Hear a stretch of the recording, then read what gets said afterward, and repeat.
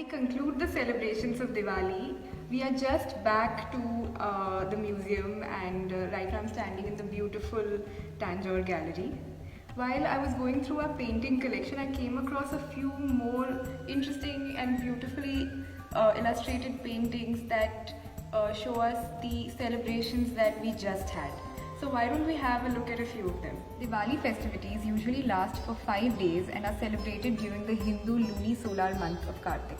This festival marks the onset of winter and the end of the cropping season. The mood of the season is seen in this Baramasa painting of the month of Kartik. The Nayak Nayika sit under a canopy to the right playing chopar, while the two ladies are busy making rangoli and alpana designs on the foyer of the house. The house is decorated with rows of diyas and oil lamps ready to celebrate the festival of Diwali. The first day being Dhanteras. According to the legend, Dhanteras is associated with Samudra Manthan, or the churning of the ocean. The Devas briefly formed an alliance with the Asuras to churn the ocean and bring to the surface the nectar of immortality, or Amrit.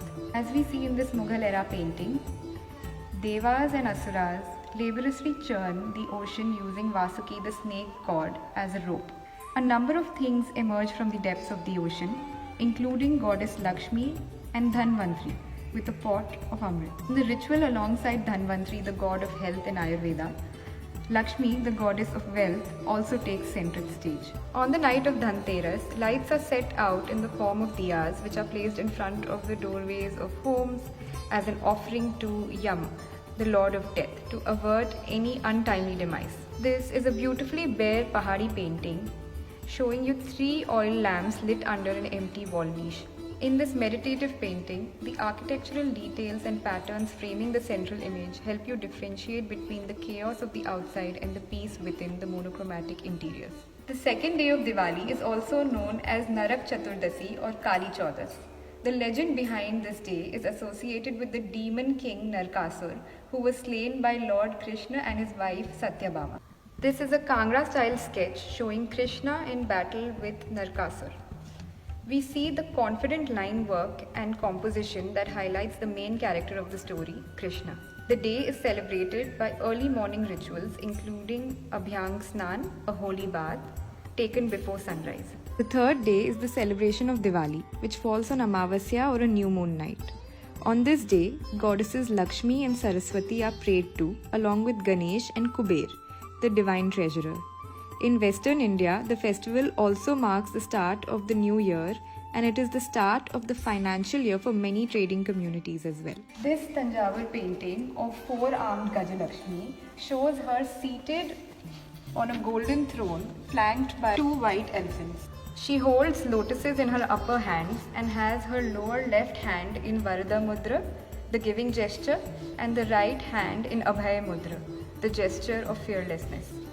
The cusp arch, bright colors, profuse gold gilding, relief work, and the use of precious stones in this painting are all characteristic of the Tanjavur style. In the eastern part of the country, Kali Puja is celebrated on the same day as Diwali. According to the Devi Mahatmya, the fierce goddess Kali helps Durga kill the demon Raktabij by drinking the demon's blood. This gouache on mica is done in the style of Patna Kalam in the 19th century. The painting shows a Kali Puja pandal where priests and devotees are worshipping before an idol of Kali. In tantric traditions, animals such as goats are offered as sacrifice, as it can be seen here to the right. This painting shows the celebration of Annakut or Govardhan Puja, which falls on the 4th day of Diwali.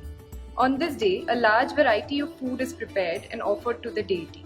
We can see the offerings placed here in baskets below the deity.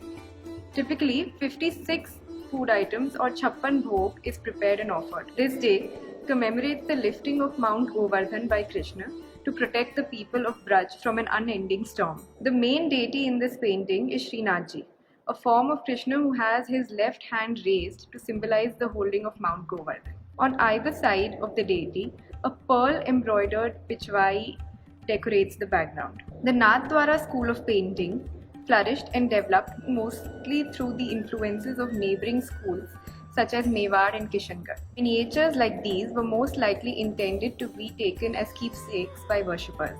The chief priest Gosain Ji stands to the left while his young sons are on the right. The last and the fifth day of Diwali is celebrated as Bhai Dooj or Yam Dvitiya, which is dedicated to the bond between a sister and a brother. The legend relates this celebration to the siblings Yam, the lord of death, and Yamuna, the river goddess. This day is also linked to Krishna and his sister Subhadra. Here is a painted wooden book cover from Odisha, which probably was used to hold a manuscript. The use of primary colors and simple line drawing can be seen here. There are multiple reasons to celebrate Diwali in the subcontinent. In Jainism, Diwali marks the nirvana or liberation of Lord Mahavir, the last Tirthankar. In Sikhism, it honors the day that Guru Har Gobind Ji, the sixth Sikh Guru, was freed from imprisonment, known as Bandi Chor Divas.